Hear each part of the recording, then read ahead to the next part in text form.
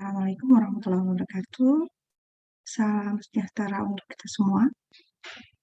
Ketemu lagi dengan saya, Bu Ita Apriliani di mata kuliah Manajemen Stres. Saya kali ini saya akan membahas tentang manajemen stres pada diri sendiri dan keluarga. Oke, teman-teman sudah siap ya? Silahkan disimak videonya dengan baik.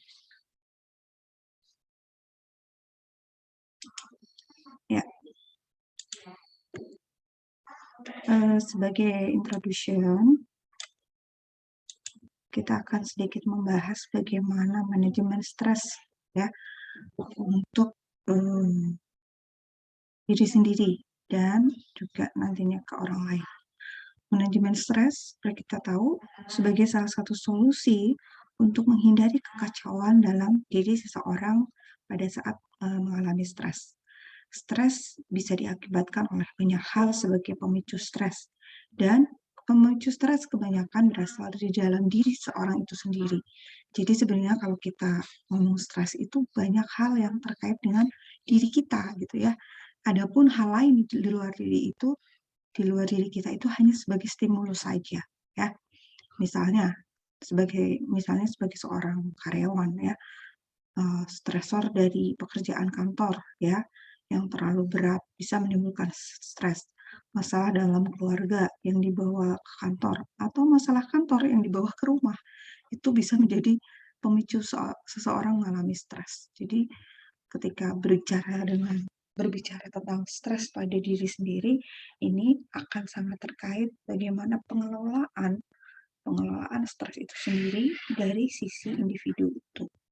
Ya, manajemen stres bukan hanya untuk mengendalikan stres dalam diri sendiri, akan tetapi juga untuk menenangkan diri kita sendiri, meningkatkan kinerja, mengatasi masalah, berpikir lebih realistis, dan juga membentuk kepribadian yang lebih baik dari sebelumnya. Oke.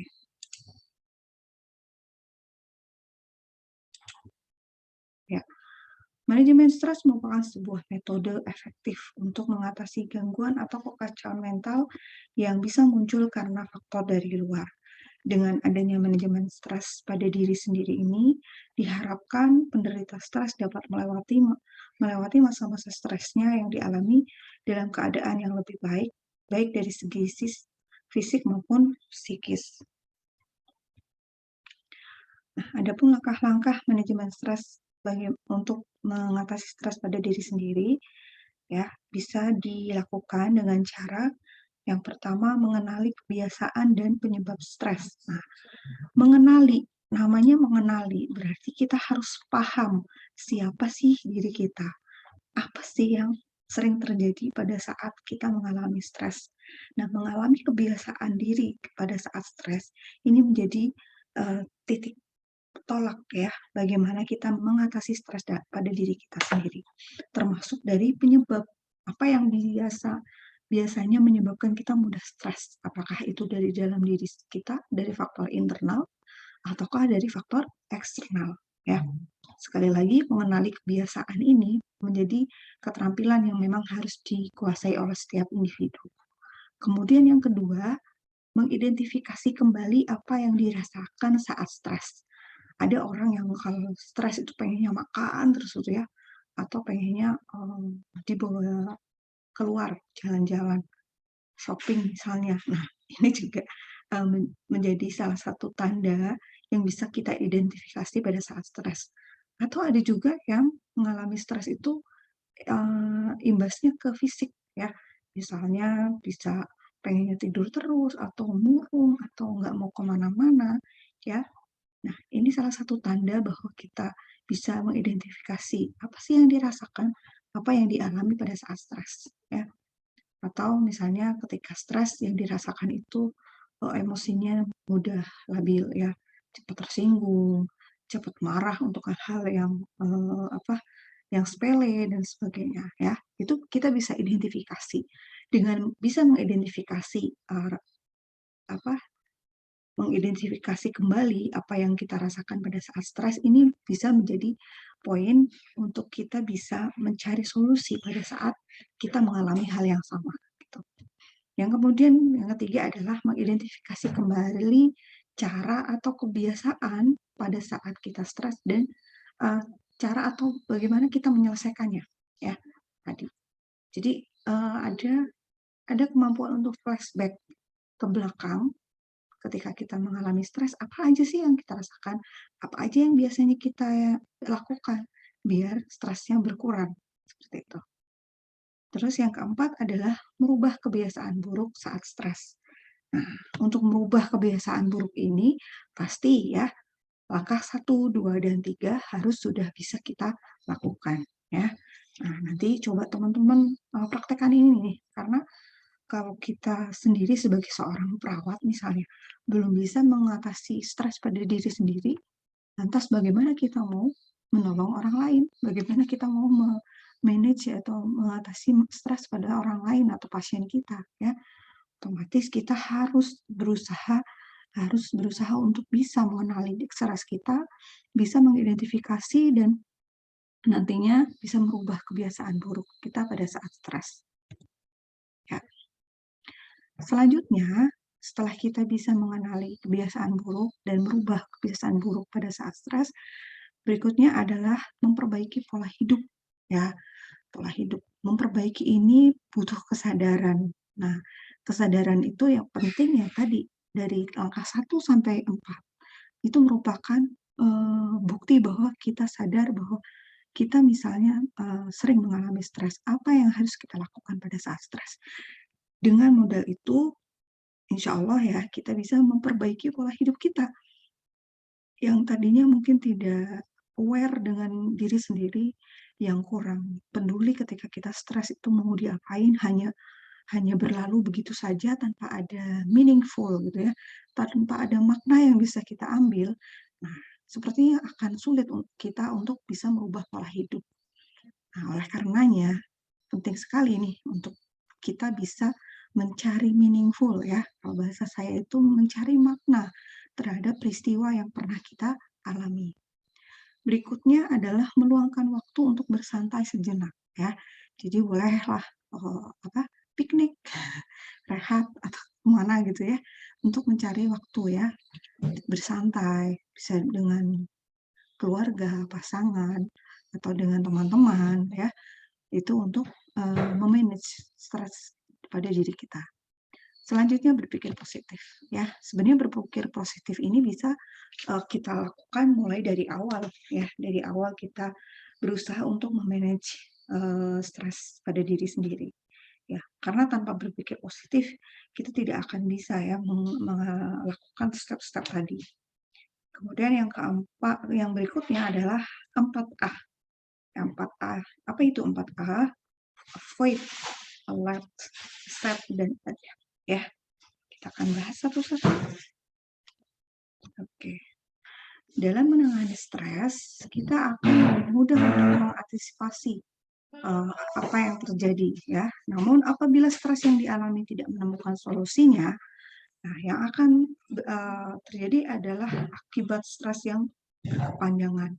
Oleh karenanya sangat dianjurkan untuk berkonsultasi dengan tenaga konsultasi psikis seperti psikiater atau perawat jiwa bisa ya. Jadi di sini teman-teman memang harus berusaha untuk menyadari bahwa setiap orang pasti pernah mengalami stres. Nah, tinggal ringan beratnya itu bagaimana kita bisa apa, mengkaji ulang apa yang terjadi pada saat kita stres, ya.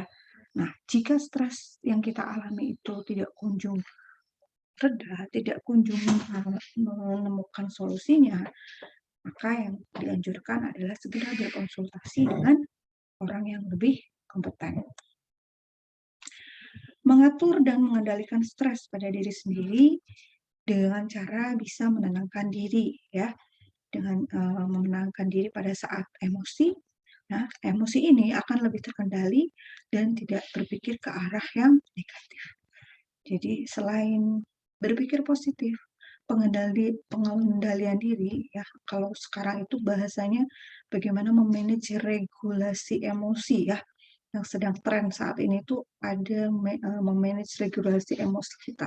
Naik turunnya emosi kita itu bisa kita kendalikan ya dengan cara tidak berpikir negatif atau tadi ya berpikir positif. Dengan kita bisa mempelajari regulasi emosi ini akan sangat penting uh, bagi diri kita untuk bisa mengatasi stres pada diri sendiri. Nah, ketika misalnya kita stres atau ketika stres klien juga sulit untuk memecahkan persoalan yang dihadapi, tapi dengan memanage stres, persoalan apapun akan mudah teratasi, sekalipun itu sangat sulit ya. Dengan mengatur stres, kita bisa berpikir jernih dan lebih realistis ya. Pemikiran ini akan memudahkan klien atau diri kita untuk memecahkan masalah yang lebih berat lagi. Ya. Manajemen stres pada diri sendiri merupakan manajemen stres yang bisa dilakukan, ya. Baik kita sebagai seorang perawat, pasien ya, klien sendiri yang bisa mengendalikan stres, bukan orang lain, bukan perawat. Tapi kita sebagai fasilitator bisa memberikan edukasi, ya, memberikan pencerahan, memberikan ilmu, ya, mentransfer energi positif ke pasien pada saat mereka mengalami stres. Selalu tersenyum saat klien emosi, marah atau gelisah, dengan berusaha tersenyum ini walaupun sulit, ini akan menjadi sebuah sistem yang bagus untuk pasien ya. Nah, terutama untuk sistem saraf, karena setiap kali kita tersenyum, kemudian itu bisa dipraktekkan ke ke pasien ya. Nah, akan terjadi sistem saraf yang lebih rileks ya. Sistem saraf kita bisa lebih rileks dengan cara kita tersenyum. Dan senyum itu bisa sangat mengurangi emosi ya. Ya, asal senyumnya tidak berlebihan ya. Oke. Refreshing. Nah, refreshing pada saat klien mengalami stres dengan pekerjaan atau dengan urusan-urusan pekerjaan, urusan keluarga, urusan berhubungan dengan orang lain, ya. Usahakan pada saat ini klien bisa meluangkan waktunya untuk bersantai, ya, bersantai dengan keluarga, dengan orang-orang tercinta. Ini akan sangat memberikan efek positif bagi klien. Dengan mengenali stres klien, jika klien ingin memanage stres yang baik, ya kenali stres, ya. Bersikaplah lebih santai dan bisa mengatur emosi, ya. Jadi sekali lagi mengenali stres itu memang menjadi hal yang harus kita lakukan. Nah, terakhir jaga kesehatan klien dengan mengkonsumsi makanan yang seimbang akan sangat memungkinkan kondisi tubuh tetap sehat dan menghadapi stres dan emosi ya.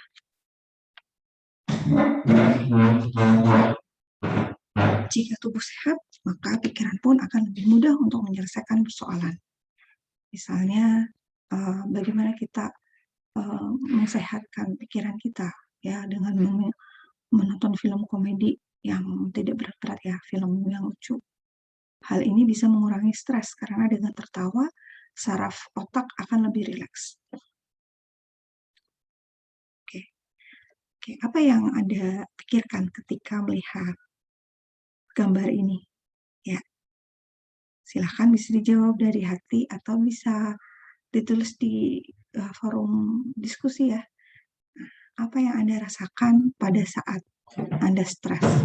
Ya, itu salah satu kemampuan mengenali stres. Oke. Itu yang bisa saya sampaikan, cukup singkat, tapi jika tidak dilaksanakan dengan latihan, ini menjadi hal yang juga berat buat kita ya, karena setiap hari biasanya kita akan berhubungan dengan stresor, dan kemampuan untuk mengatasi stres pada diri sendiri menjadi salah satu kemampuan yang harusnya setiap perawat miliki, seperti itu ya. Terima kasih untuk perhatiannya, semoga bisa lebih mencerahkan, bisa lebih memahamkan dan jika ada pertanyaan bisa ditulis di forum diskusi. Saya tutup. Assalamualaikum warahmatullahi wabarakatuh.